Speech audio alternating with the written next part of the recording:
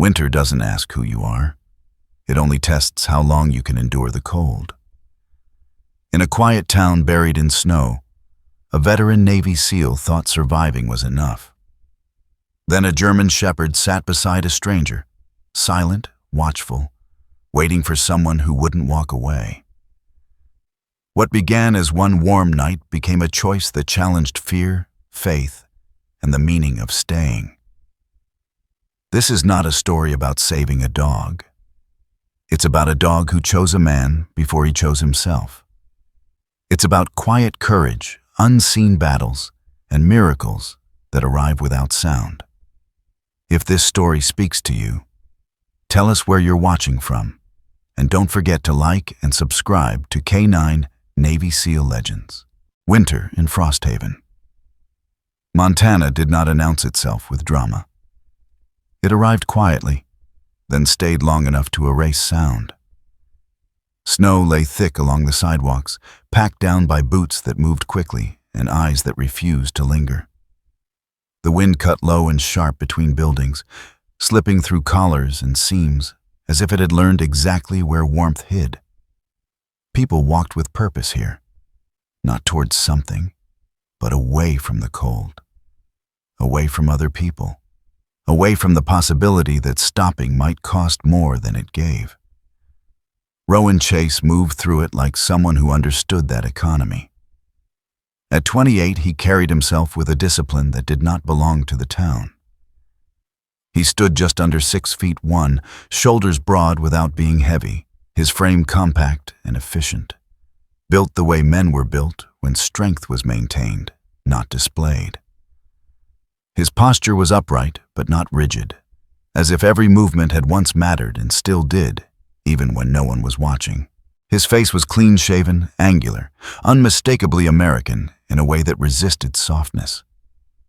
A strong jaw, a firm chin, features shaped more by restraint than expression. His hair, dark brown and neatly undercut, was trimmed with the same care he applied to everything else. His eyes, blue-gray and deep-set, rarely rested long on any one thing. When they did, it was with a distance that suggested he was measuring the world before deciding whether to step closer. Rowan wore what he always wore when he left the cabin near the frozen lake. A long-sleeved digital camouflage top fitted close to the body, paired with matching trousers that held their shape at the knees and thighs like clothing meant for work, not display. A dark tactical belt sat low at his waist, a pouch and a holster-shaped case riding comfortably at his side. Tan military boots crunched softly against the snow, their high ankles steady against the ice. On his left wrist, a metal watch with a black face caught the winter light when he turned just right. He was on medical hold. Navy SEAL. Early separation, they called it.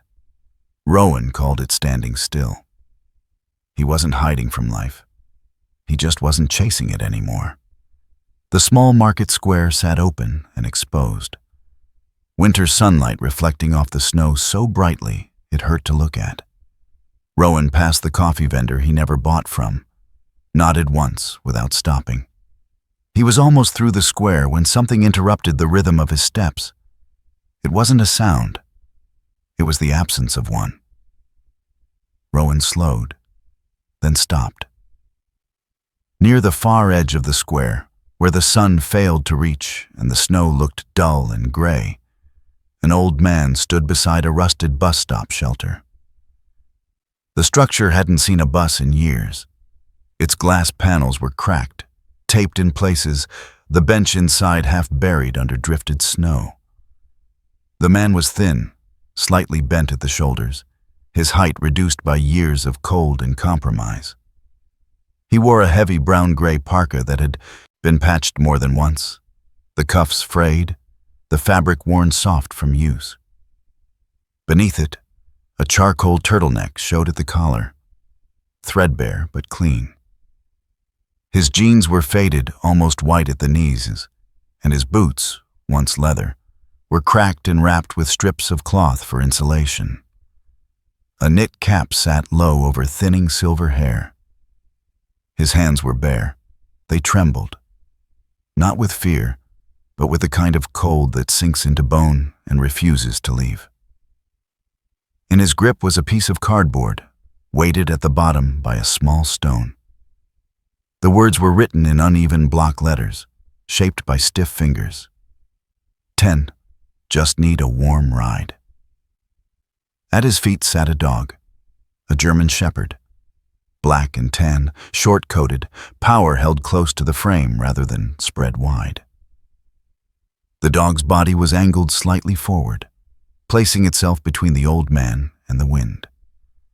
Its posture was calm but deliberate, weight evenly distributed, paws planted as if this was not waiting but guarding. The dog did not bark, did not whine, did not perform desperation.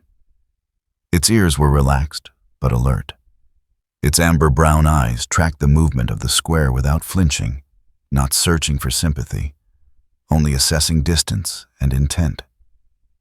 This was not a young dog. Not old either. Prime years. Muscled, disciplined, a working animal. Rowan recognized that stance. He had seen it overseas, on patrol, in silence, when something ahead did not feel right, and instinct spoke faster than language. Rowan told himself to keep walking. He had seen need before, in uniform and out of it, in eyes that learned how to ask without hope. He had learned the cost of stopping, learned how quickly one small kindness could grow teeth and dig in. He took one step past them. Then the dog moved, not forward, up. The German shepherd rose smoothly to its feet and turned its head, not toward the crowd, not toward the old man, but directly toward Rowan. Its gaze locked onto him, steady and unblinking. Rowan stopped. The reaction hit him low in the chest, sharp and familiar. This was not curiosity, not aggression. It was recognition. A response he had learned to trust long before the war ended for him. The dog held his eyes, body still, tail low but not tucked, waiting. Rowan exhaled slowly, breath fogging white in the cold. He turned fully now, closing the distance by a few steps. Up close, the old man lifted his chin slightly when their eyes met. There was no plea in his expression, only a strange, stubborn dignity. His eyes were pale gray blue, washed out, but not empty. "I'm not asking for charity," the man said. His voice was rough, not from drink, but from weather and restraint. "Just a ride somewhere warm." Rowan glanced down at the cardboard, then back to the man. He reached into his pocket and pulled out a folded bill, held it for a moment. Then he shook his head. "I'm not buying," Rowan said quietly. His voice was low, even. "I'm offering." He tucked the bill back into his pocket. "One warm night. Food, heat. Morning comes, you go wherever you want." The old man hesitated. Suspicion crossed his face, followed by something like hope that he tried to bury quickly. He looked down at the dog. The German shepherd stepped forward once. Just once. It lowered its head slightly and touched its nose to the back of Rowan's gloved hand. No lick, no wag, just contact, permission. Rowan did not move. He had learned that sudden gestures broke trust faster than silence ever could. The dog stepped back into place beside the old man, positioning itself again between him and the wind. The old man exhaled, a sound that carried more relief than he probably intended. "Elias," he said after a moment. "Elias Crowley." Rowan nodded. "Rowan." They did not shake hands. They did not need to. As they turned away from the square, Rowan walked slightly ahead, matching his pace to Elias's shorter steps without comment. The dog moved smoothly at their side, alert but unhurried. Behind them, at the far edge of the street, a black pickup truck idled near the curb. Its Its engine remained on. Rowan did not see it. The dog did. The cabin stood where the trees thinned, and the frozen lake began, a modest structure of dark timber and clean lines.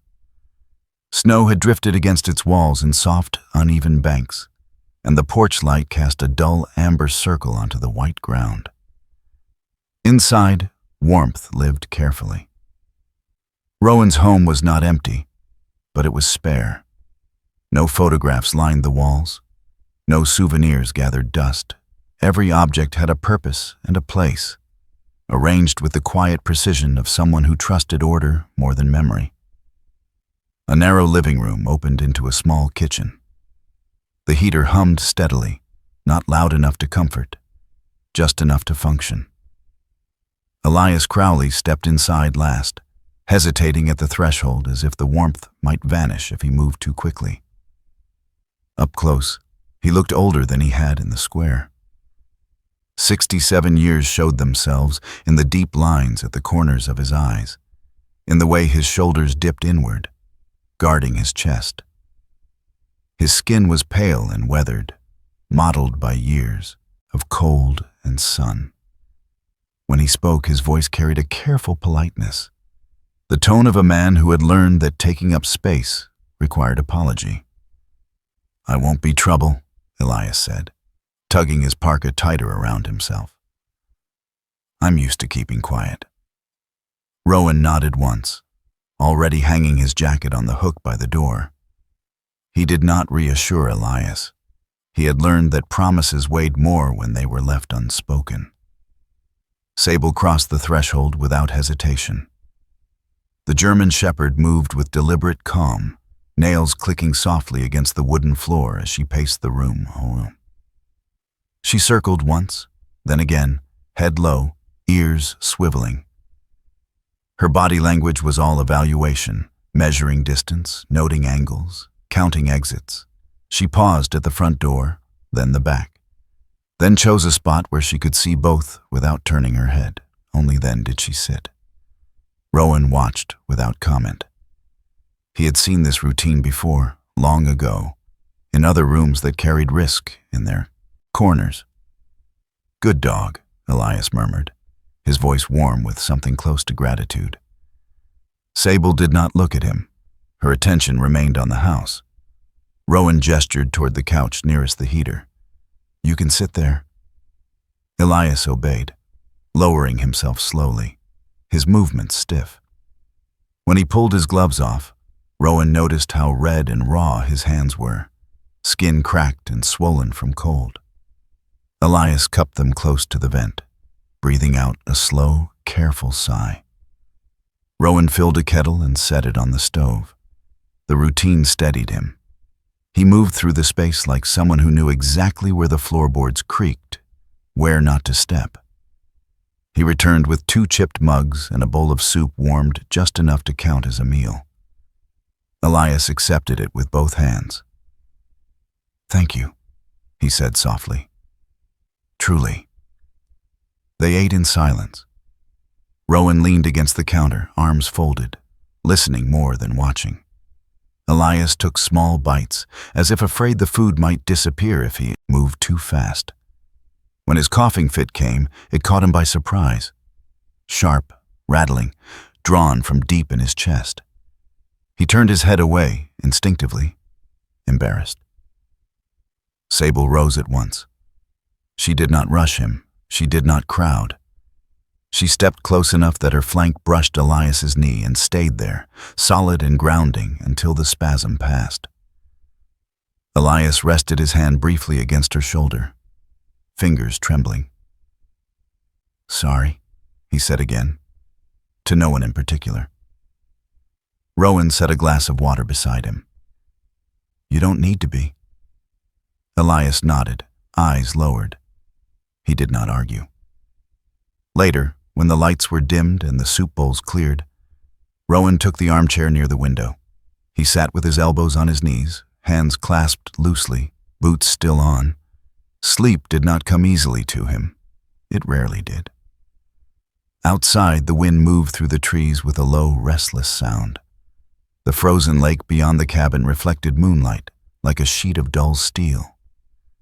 Rowan's chest tightened without warning. The room narrowed. Sound sharpened. The hum of the heater seemed too loud, too close. His breath hitched, shallow and fast, and the familiar pressure built behind his ribs. Sable noticed before he did. She rose from her place by the couch and crossed the room without sound. She sat directly in front of Rowan, close enough that he could feel the warmth of her body through the air. She did not touch him. She did not whine. She breathed. Slow, even, unhurried. Rowan forced himself to match it. Inhale, exhale. The room widened again. The pressure eased. The moment passed. Sable held his gaze for a second longer than necessary, then returned to her place beside Elias, curling around the old man's feet like a living barrier. Rowan remained still, shaken by the simplicity of it. He had not asked for help. He had not known he needed it. Sometime near dawn, the sound came. Not loud, not urgent. A light tapping at the back door. Rowan's eyes opened at once. His body was already alert. Breath held, senses tuned. He did not move. Sable did. She rose slowly, every muscle tightening. Her ears came forward, tail still. She stepped between Elias and the rest of the room, her body angled toward the door. She froze. The tap came again, soft, irregular, not rhythmic enough to be the wind. Rowan counted his breaths. 1, 2. He did not reach for the door. Outside, the sound stopped. Silence pressed in, thick and listening. Minutes passed, then more. Rowan stood and moved to the window, careful to keep his silhouette out of the light. He peered through the glass. Snow lay undisturbed except for faint depressions near the tree line, already filling in under the steady drift. By the time he turned back, Sable had relaxed, though she did not lie down. Her eyes stayed on the door. Elias's voice came from the couch, barely above a whisper. "They still look for me." Rowan did not ask who. He nodded once. "We'll talk in the morning." Dawn arrived, thin and pale. Light crept across the snow in hesitant bands, turning the lake from steel to glass. Rowan stood by the window, watching the world come back into focus. Behind him, Elias slept fitfully, one hand clenched in the blanket Rowan had draped over his shoulders. His breathing was shallow but steady. Sable lay awake, eyes open, tracking Rowan's reflection in the glass. Rowan understood something then that he had not the night before. This house was listening. Not for danger, not yet. For choice. He sat back down in the chair and waited, the weight of the night settling over him. Whatever had followed Elias here had not knocked loudly. It had tapped, just enough to see who would answer. Rowan did not, but he also did not turn away. Morning in Frosthaven arrived without ceremony. The snow did not stop. It simply changed texture, harder at the edges, brittle where footsteps had frozen overnight. The world looked sharper, less forgiving. Rowan drove with both hands on the wheel, posture straight, eyes scanning the road out of habit. The truck's heater worked unevenly, coughing warm air in short bursts. Beside him, Elias sat bundled in the borrowed coat Rowan had found at the back of a closet. It was too big in the shoulders, but Elias wore it with careful gratitude, as if afraid warmth might be revoked without notice. In the back seat, Sable lay lengthwise across the floor, her body relaxed but alert. Her ears shifted at every change in sound, the hiss of tires on ice, the low rumble of an engine passing too close. She did not sleep. The clinic sat at the edge of town, a single-story building with a slanted roof heavy with snow. Inside, the air smelled of disinfectant and old coffee. Dr. Hannah Wilkes met them in the exam room. She was a woman in her early 50s, tall and straight-backed, with steel-gray hair pulled into a practical bun. Her face was lined, but kind, her movements precise. Years in a small-town clinic had taught her to read bodies quickly, and to read people even faster. Elias apologized 3 times before she told him to stop.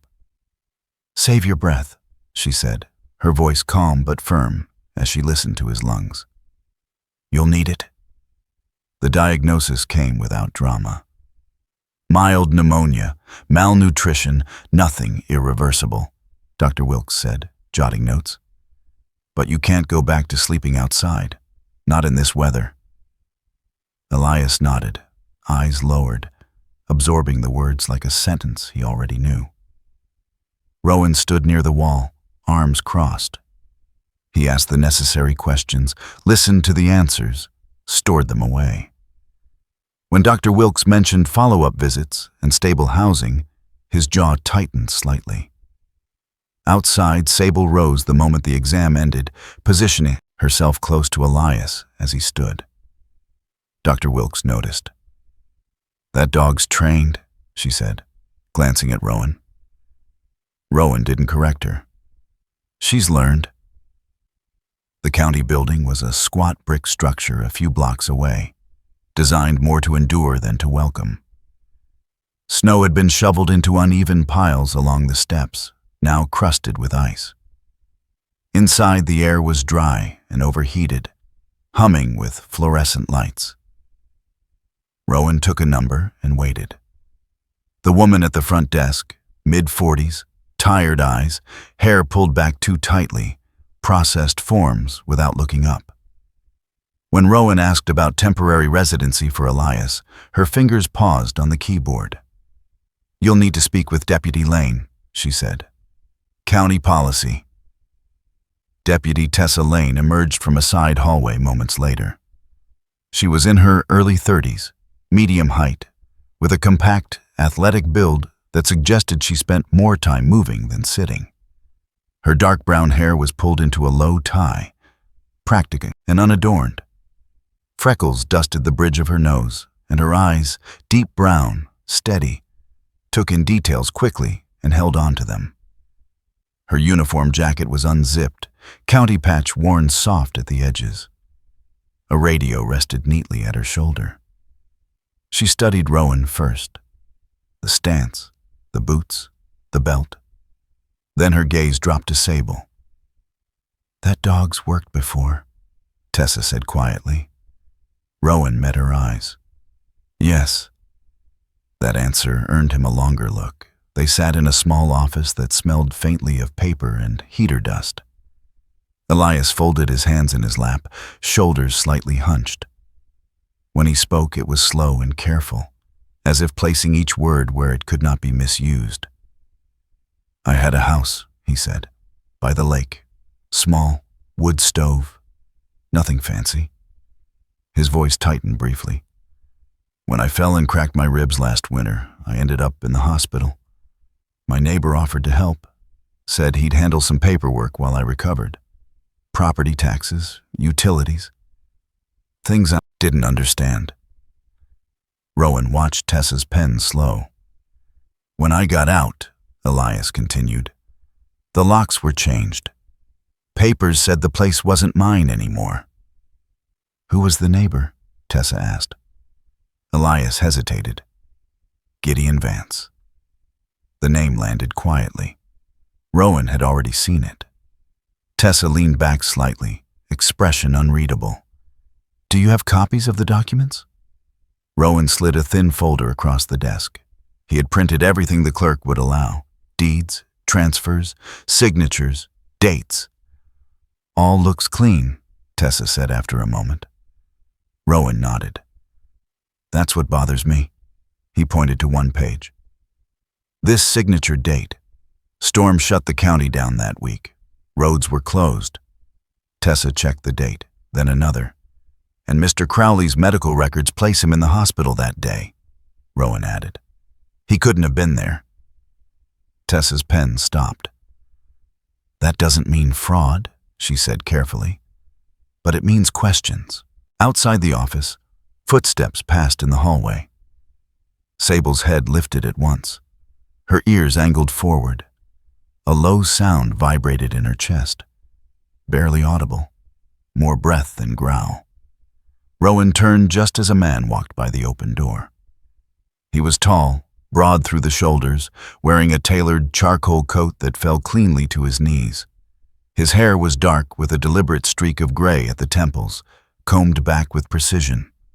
His face was smooth, handsome in a calculated way, his smile easy and practiced. The air shifted as he passed. Sable's body went rigid, not aggressive, not fearful, alert. The man glanced in, eyes flicking briefly to Rowan, then to Elias. His smile did not falter. "Morning," he said pleasantly, and continued down the hall. The scent lingered after him, expensive cologne layered over stale cigarette smoke. Tessa noticed Sable's reaction. Her gaze followed the man. "That's Gideon Vance," she said quietly. Rowan felt something settle into place. Later, as they stepped back outside, Rowan saw the black pickup truck parked across the street. Engine off this time, windows dark. It did not leave when they did. Rowan drove slowly, deliberately, taking a longer route back toward the lake. The truck followed at a distance that suggested patience. In the rear-view mirror, Sable watched without moving. No warning, no sound, just attention. Rowan understood the message clearly. This was no longer about paperwork. The notice appeared overnight. Rowan found it taped to the cabin door just after dawn, the paper stiff from cold, edges curled where frost had tried to claim it. The county seal was printed at the top, official and neat, as if authority itself had taken the time to align the margins. Animal control inspection, complaint filed. Aggressive, unregistered dog. Rowan read it once, then again. Behind him, the lake cracked softly beneath its skin of ice. A low, hollow sound that carried far in the still air. Sable stood a few steps back, watching him. Her posture was neutral, ears relaxed, tail still. She did not react to the paper. Rowan exhaled through his nose. They weren't coming for Elias first. They were coming for the dog. Rowan peeled the notice from the door and folded it carefully, not tearing the tape, not creasing the paper more than necessary. He had learned long ago that documents carried weight far beyond their thinness. You handled them wrong, and they cut you. Inside, Elias sat at the small kitchen table, hands wrapped around a mug that had long since stopped steaming. In the morning light, his face looked drawn, the lines deeper, his skin sallow from another night of shallow sleep. "What is it?" Elias asked. Rowan placed the notice on the table between them, turning it so Elias could read. Elias stared at it for a long moment. His shoulders sagged slightly, as if the words had added physical weight. "I told you," he said quietly. "I shouldn't have stayed." Rowan shook his head once. "This isn't about staying." Sable moved closer, placing herself between Elias and the table, her body angled outward. Not defensive, not tense, just present. Rowan met Elias's eyes. "They want you gone. This is how they start." Elias's fingers tightened around the mug. "Then let me go. I don't want trouble." Rowan did not answer immediately. He turned instead to the sink, rinsed his cup, set it upside down with deliberate care. When he, "Beaucoup," his voice was even. "We're not giving them the first move." The day became a race measured in signatures and waiting rooms. Rowan drove them back into town, this time not taking the long route. He parked in front of the county office and went inside with Elias at his side and Sable heeling close, her leash loose but controlled. People glanced at the dog and looked away quickly. the way they did when something reminded them of rules they didn't want to think about. Deputy Tessa Lane met them near the records desk. She took one look at the notice in Rowan's hand and sighed. That was fast. They filed it yesterday, Rowan said. Tessa nodded. They always do. She led them into her office and closed the door. Up close, she looked more tired than she had the day before. Dark circles beneath her eyes, jaw set tighter. She listened without interrupting as Rowan laid out his plan. Temporary residency paperwork for Elias. Foster registration for Sable, proof of vaccinations. Microchip registration. Anything that created a paper trail that could not be erased quietly. Tessa leaned back in her chair, arms crossed. This buys time, she said, not safety. Rowan met her gaze. Time is enough. She hesitated, then nodded. One mistake, she warned Elias gently. One raised voice, one startled neighbor, one complaint, and they'll call her aggressive. Her eyes flicked to Sable. Sable's ears shifted toward her voice, but she did not move. She's not aggressive, Rowan said. I know, Tessa replied. But words change meaning when people need them to. They spent the afternoon moving from office to office. Elias signed forms with a careful hand. Pausing between lines as if expecting the paper to bite back, Rowan filled in addresses, dates, references. Sable waited patiently through it all, sitting or standing as needed, her presence steady and unremarkable in a way that somehow drew attention anyway. By the time they stepped back outside, the light had begun to fade. They did not see Gideon Vance at first. He stood near Rowan's truck, hands clasped loosely in front of him, his charcoal coat immaculate despite the snow. Up close, he was taller than Rowan had expected. His build solid but not bulky. His face was clean-shaven, features symmetrical, the kind of handsome that came from control rather than warmth. When he smiled, it reached his mouth, but not his eyes. Rowan, Gideon said easily, as if greeting an old acquaintance. Mind if I borrow you for a minute? Rowan did not answer right away. He looked at Elias. Wait here, he said. Elias nodded, though his shoulders tightened. Sable remained at his side. Gideon walked a few steps away, far enough to give the illusion of privacy. I don't like conflict, Gideon said. It's inefficient, expensive. Rowan watched him carefully. Then why start one? Gideon smiled again. I didn't. You did. By getting involved in something that isn't yours.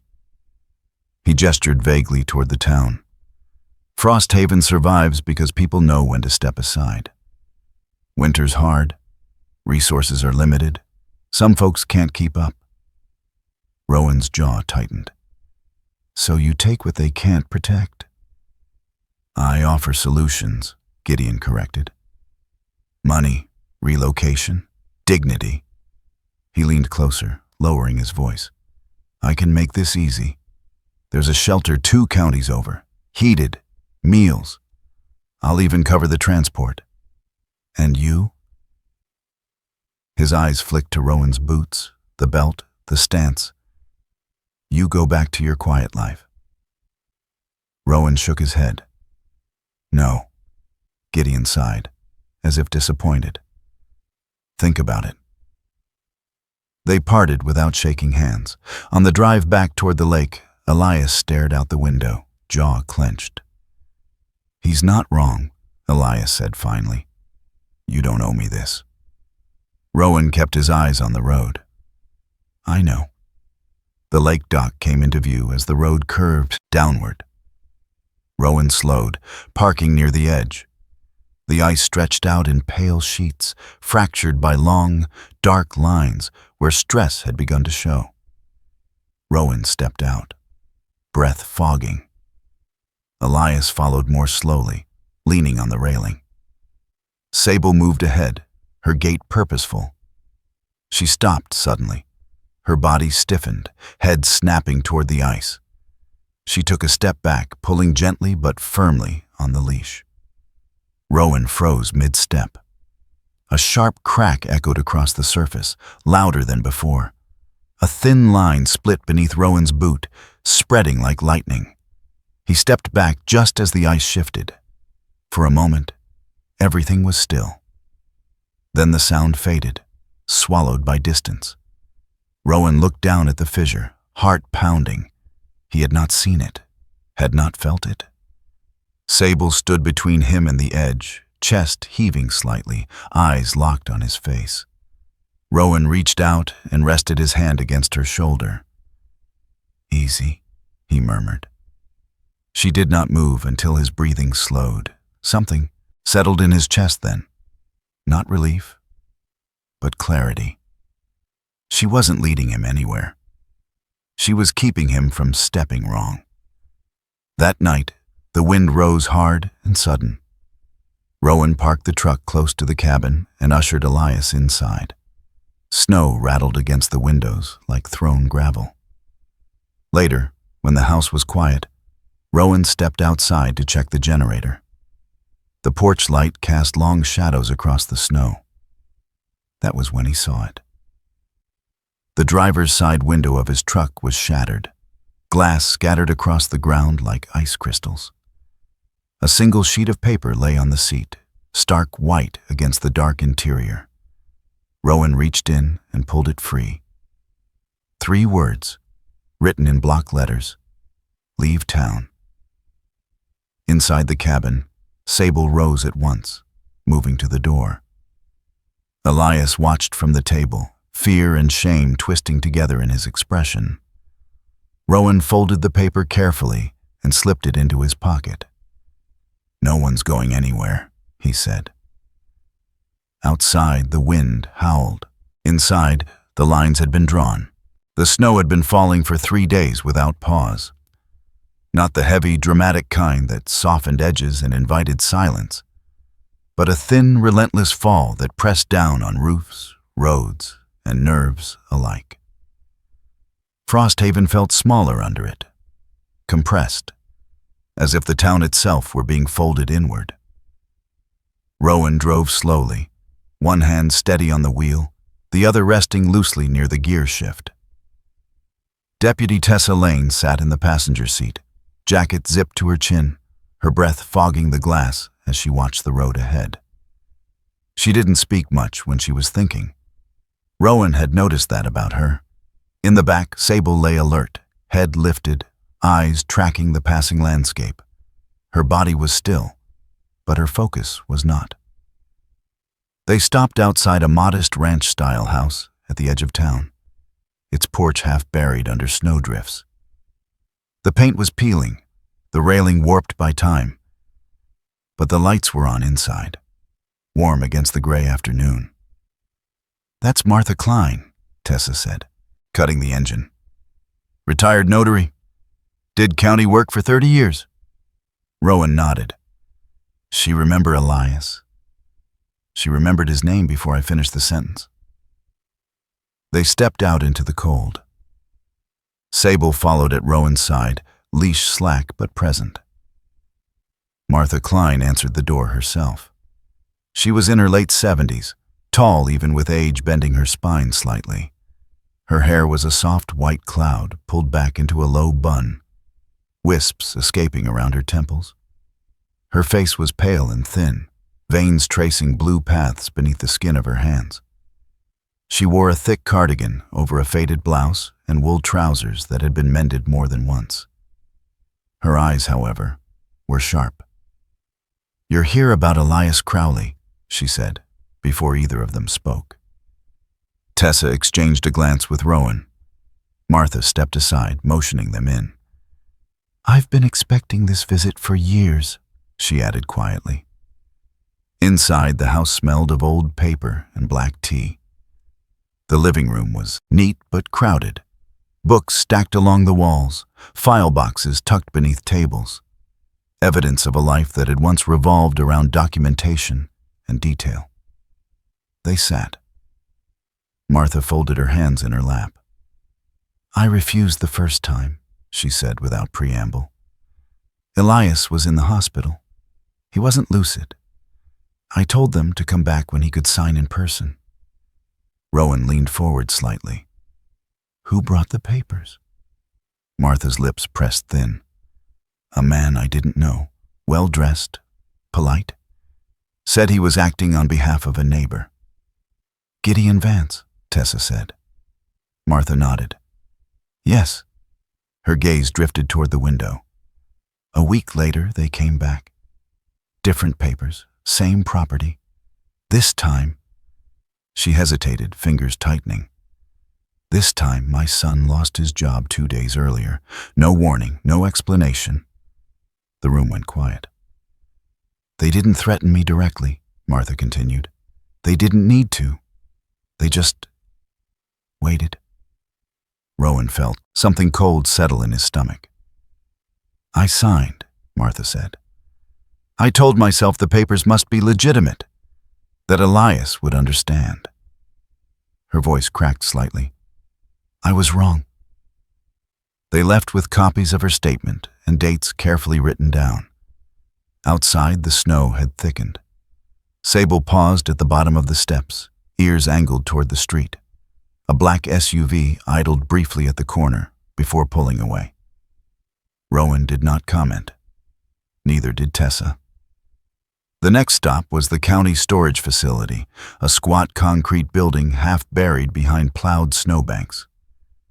Inside, the air was dry and cold, heavy with dust and time.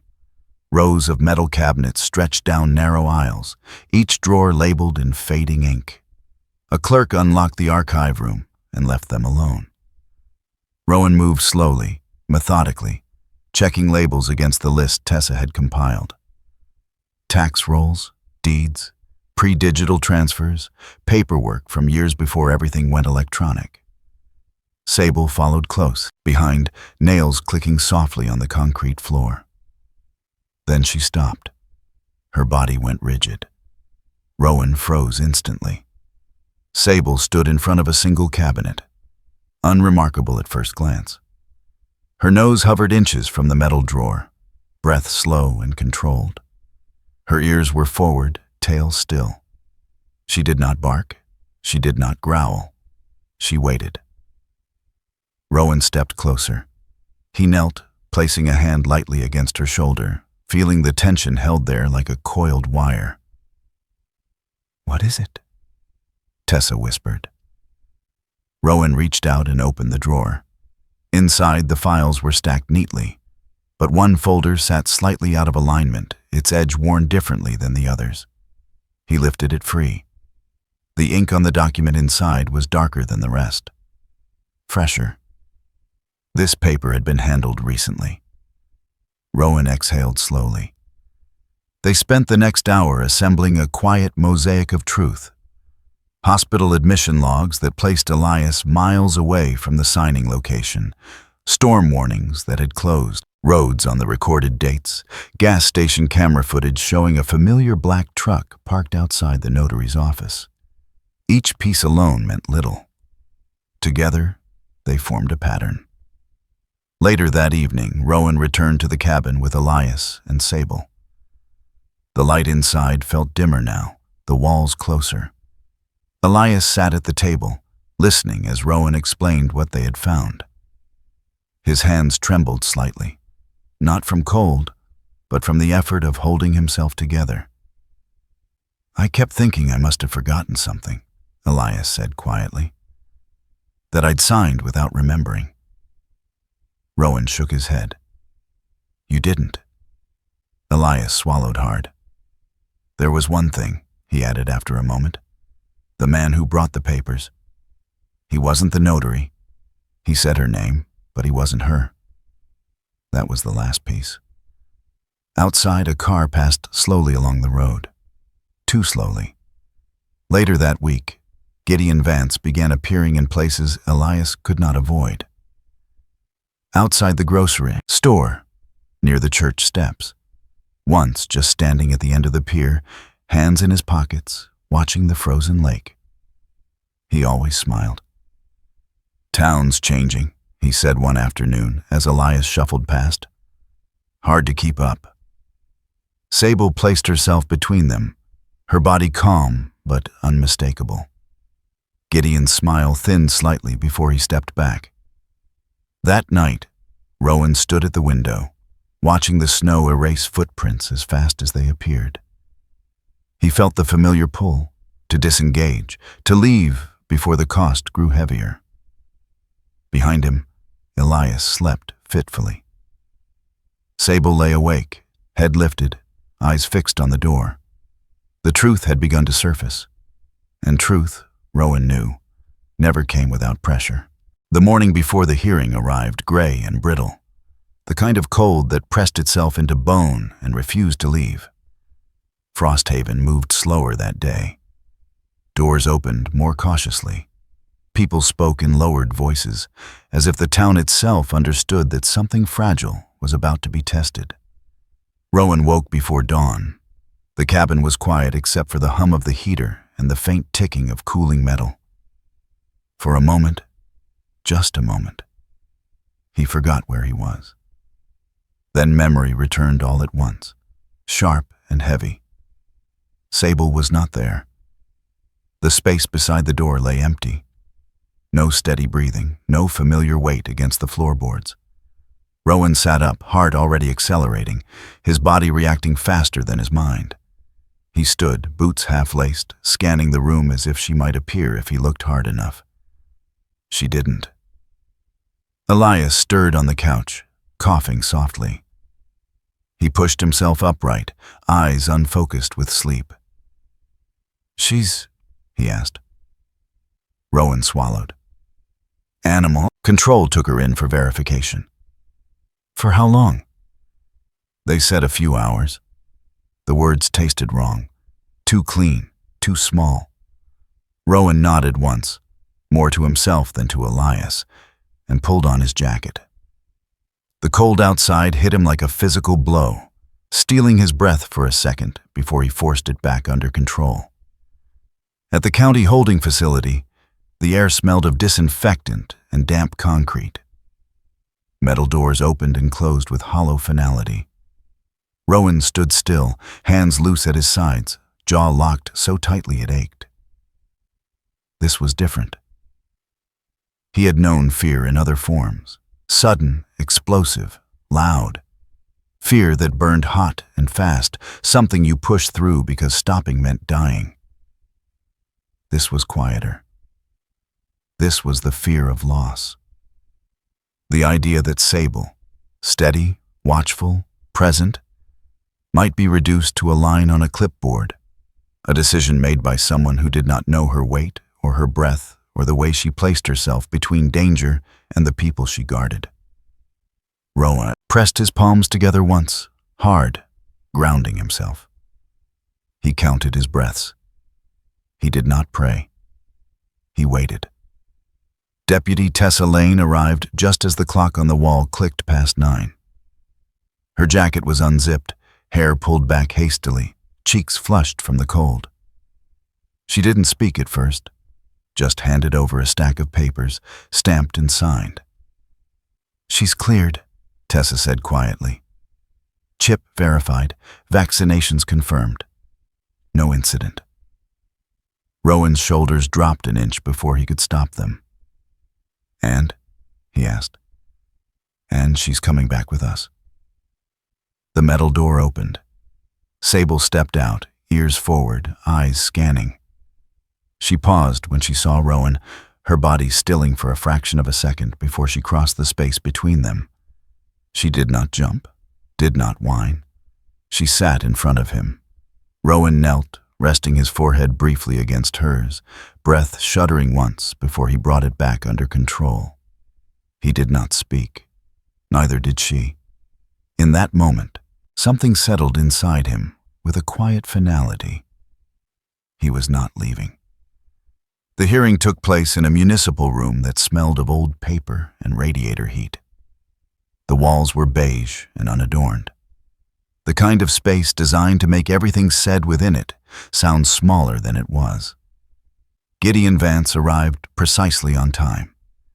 He wore a dark suit this time, tailored cleanly, his posture relaxed. His hair was combed back as always, every strand obedient. Beside him walked his attorney, Malcolm Hurst, a tall man in his 40s with narrow features and a neatly trimmed beard. Hurst's eyes were sharp behind rimless glasses, his expression composed and confident. The look of someone accustomed to winning through process rather than truth. Rowan sat with Elias a few rows back. Sable lay at Rowan's feet, head up, eyes open. The judge entered without ceremony. Judge Eleanor Whitcomb was a woman in her late 50s, silver hair cut short, glasses perched low on her nose. Her face carried the calm authority of someone who had learned to separate urgency from importance. She listened more than she spoke. When she did speak, it was with precision. Gideon's attorney stood first. He spoke smoothly, laying out dates and documents with practiced ease. Property transfers, notarized signatures, compliance with county law. He framed it as an unfortunate misunderstanding, regrettable, but legal. Gideon nodded at the appropriate moments, hands folded loosely, expression sympathetic.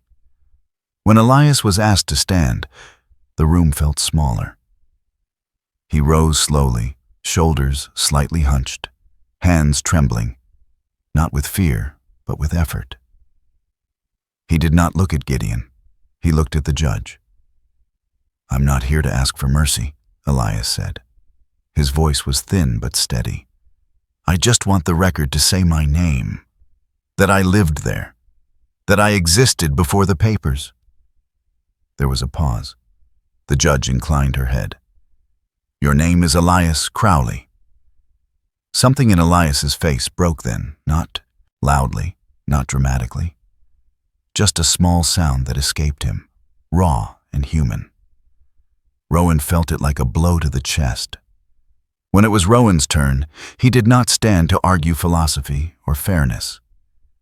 He laid out evidence, hospital logs, storm closures, surveillance timestamps, notary testimony, the misfiled document with fresh ink. Each piece placed carefully, methodically, like setting charges where they could not be ignored. The room grew quiet. Gideon's attorney adjusted his glasses once, then again. Judge Whitcomb took her time reading. When she spoke, her voice carried weight. "Effective immediately," she said. "All property transactions related to this case are frozen pending investigation. Mr. Crowley is granted a temporary protection order securing his residence. An expanded inquiry into coercion and fraudulent notarization is authorized." The gavel came down. Not an ending. A door unlocked. Outside the hearing room, Gideon passed close enough for Rowan to smell his cologne. Clean, expensive, deliberate. He leaned in slightly, voice low. "You think you've won?" Rowan did not respond. Sable lifted her head. She met Gideon's gaze calmly, steadily, without sound. For the first time, Gideon's smile faltered. Spring did not arrive in Frosthaven the way people imagined it should. There was no sudden thaw, no dramatic break in the sky. Winter loosened its grip reluctantly, day by day, as if testing whether the land could be trusted again. Snow softened at the edges. Ice sighed instead of cracking. The lake held on longest, its surface dull and gray, resisting the idea of release. The cabin changed with it. What had begun as shelter became something else. Slowly, quietly. The floors carried more footsteps now. The air smelled not only of clean fabric and oil, but of soup, bread, and earth turned carefully with bare hands. Elias Crowley recovered in increments.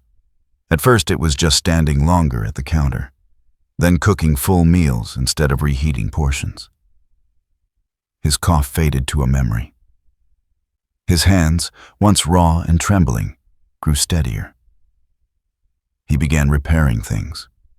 Loose hinges, a chair that wobbled, the old fence line near the trees. He worked slowly, deliberately, as if each task returned a piece of himself that had been misplaced. In the mornings, he tended a small patch of ground near the cabin, clearing stones, testing soil that still smelled of frost. There was dignity in the rhythm of it. No one praised him. No one needed to. Rowan watched without comment. He still had long nights. Sleep came in fragments, shallow and unpredictable. Some nights he woke with his heart racing, breath too fast, mind already scanning for exits that were no longer necessary. The past did not vanish just because the present had improved. But now, when he sat up in the dark, he was not alone. Sable would already be awake, her head lifted, eyes reflecting the faintest light. She did not crowd him, did not intrude. She simply existed within reach, steady, breathing, present. Sometimes Elias coughed in his sleep, a soft reminder of shared space. Sometimes the wind worried the trees outside. Rowan learned to let those sounds anchor him instead of threaten him. One afternoon, Deputy Tessa Lane arrived without calling ahead. She parked near the tree line and walked the rest of the way, hands in her jacket pockets, shoulders relaxed. Without the uniform, she looked younger, hair loose, boots scuffed from use rather than polish. Her expression, however, was the same, observant, thoughtful. "Investigation's spreading," she said once she stepped inside. Gideon Vance wasn't alone. He was convenient. Rowan nodded, unsurprised. "People are talking now," Tessa continued. "Records are being rechecked. Names that haven't come up in years are coming up again." She glanced at Elias, who was sanding a length of wood near the stove. "You did more than protect one man." Elias looked up briefly, uncomfortable with the attention. "I just stayed." Tessa smiled faintly. "Turns out that's harder." She stayed for coffee. Not long. She didn't linger. The lake finally gave way in late March. Rowan stood at the edge one morning, boots planted firmly on damp ground, watching thin plates of ice drift apart, bumping gently against one another. The sound was soft, almost polite. Sable sat beside him, tail wrapped around her paws. For a long moment, neither of them moved. "I used to think surviving was enough," Rowan said quietly, more to the water than to the dog. "Just get through. Don't sink." Sable's ears flicked at his voice. Rowan exhaled. "Turns out, staying is harder." Sable did not look at the lake. She looked at him. Later that week, Rowan nailed a small wooden sign to the post near the cabin path. The letters were simple, uneven, carved by hand, and sanded smooth. Frost Haven Watch. Warm coffee. Quiet help, that was all. No schedule, no mission statement, no explanation. People began to arrive slowly, cautiously, as if unsure they were allowed. A man with a veteran's posture stood on the porch one afternoon, eyes tired, hands folded behind his back. He stayed until Sable rested her head briefly against his knee, and whatever words he'd prepared slipped away.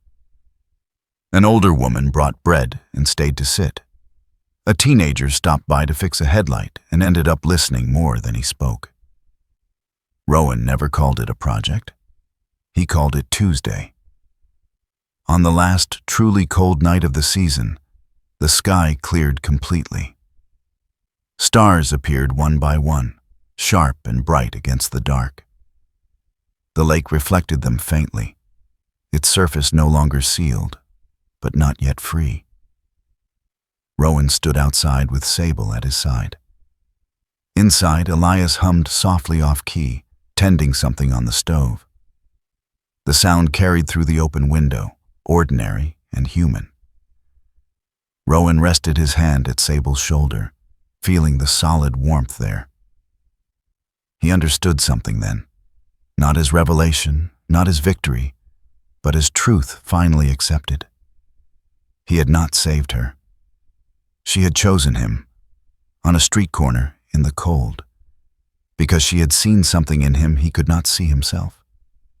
The courage to stay, the willingness to carry weight without needing applause, the quiet strength to let life return, one small faithful act at a time.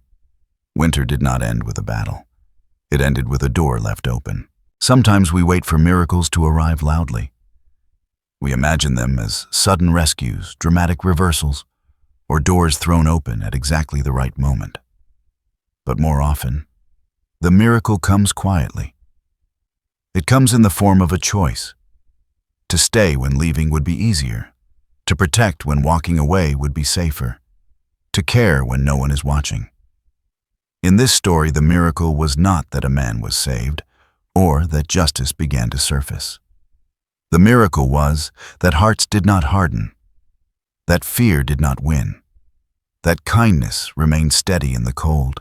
The Bible reminds us that God is often found in the stillness, not in the storm, in a gentle presence, in a faithful act repeated day after day, in a loyal companion who senses danger before we do, and in a human heart that learns, slowly, how to trust again. In our daily lives, we may never face the same trials, but we are given the same choice: to notice the unseen, to offer warmth when the world feels cold, to stay when someone needs us, even if staying costs us comfort. If this story moved something in you, do not let it end here. Share it with someone who may be walking through a long winter of their own. Leave a comment and tell us where you are watching from, or about a moment when kindness found you unexpectedly. And if you believe in stories of loyalty, quiet courage, and faith lived out in ordinary days, subscribe to the channel and stay with us. May God watch over you and your home. May He place peace in your mind when the nights feel long, strength in your body when the days feel heavy, and loving people in your path when you need them most. Wherever you are, may you never walk alone.